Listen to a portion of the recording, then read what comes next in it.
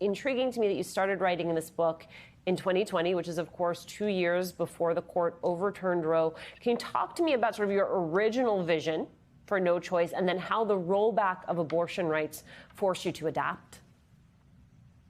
Yeah, so originally when I started working on this book, first of all, there wasn't a global pandemic. And then second, we always sort of thought the Supreme Court would slowly chip away at the right to abortion in this country. I was not among those who thought that it would be overturned all at once.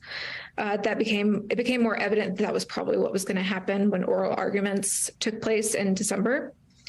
The judges were very obvious about their intent to overturn Roe. But then when the draft opinion leaked, my editor and my publisher decided to move up the book from its January release to October. And I scrambled to just do as much reporting as I could on what the ruling meant for the future of abortion rights in this country. As someone who has been deep in this reporting for several years, I wonder what you think we get wrong.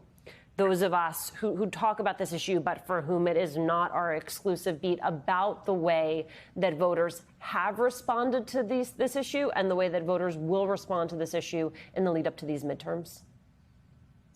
I think framing abortion as separate from economic concerns is a mistake. Abortion is inherently an economic issue. We know that lower income folks are the ones who are the most impacted by abortion bans in this country.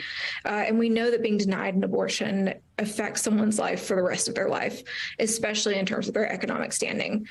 So the Turnaway study at the University of California, San Francisco showed that really clearly. I encourage everyone to take a look at that.